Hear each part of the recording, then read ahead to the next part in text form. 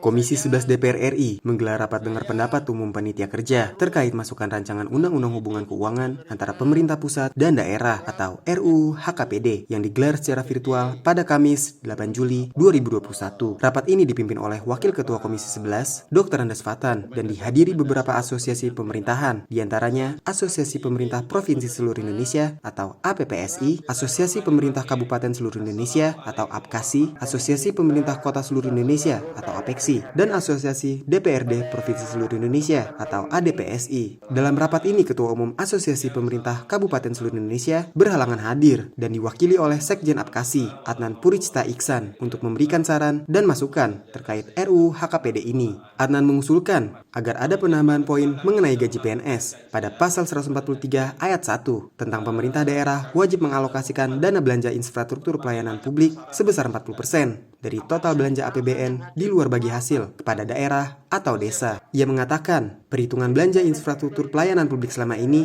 tidak terdapat komponen gaji PNS, seperti halnya belanja pendidikan sebesar 20% dan belanja kesehatan sebesar 10%. Menurutnya, perhitungan tersebut menyebabkan belanja mandatory telah menyerap hampir seluruh APBD, sehingga keuangan daerah untuk belanja pelayanan publik menjadi terbatas. Ia berharap penetapan belanja mandatory dapat lebih fleksibel dan bisa disesuaikan dengan kemampuan anggaran, kebutuhan, dan prioritas pembangunan daerah.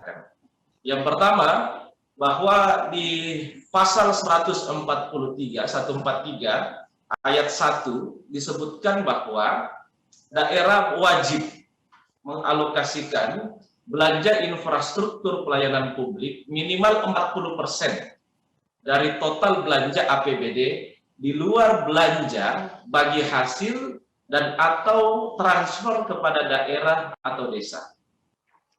Nah, Bapak Ketua yang saya banggakan, ini diusulkan agar ditambahkan pada akhir ayat kata-kata serta belanja gaji PNS dengan pertimbangan bahwa perhitungan belanja infrastruktur pelayanan publik di dalamnya tidak terdapat komponen gaji PNS, sebagaimana halnya pada belanja pendidikan 10%, belanja kesehatan, belanja pendidikan 20%, belanja kesehatan 10%, sehingga perhitungan belanja gaji PNS sebagai belanja wajib dan mengikat seharusnya dikeluarkan dari perhitungan infrastruktur pelayanan publik. Nah, akibat dari perhitungan di atas menyebabkan belanja mandatori antara lain pendidikan 20%, kesehatan 10%, ADD 10%, dana transfer umum dan dana kelurahan 5%, dari dana transfer umum telah menyerap hampir seluruh APBD. Sehingga kemampuan keuangan daerah untuk dialokasikan pada belanja pelayanan publik lainnya menjadi sangat terbatas.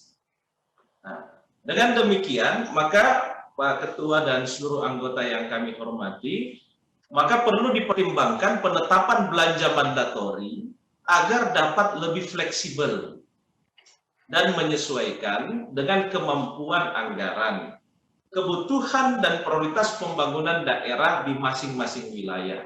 Dari Jakarta, tim Sinpo TV melaporkan.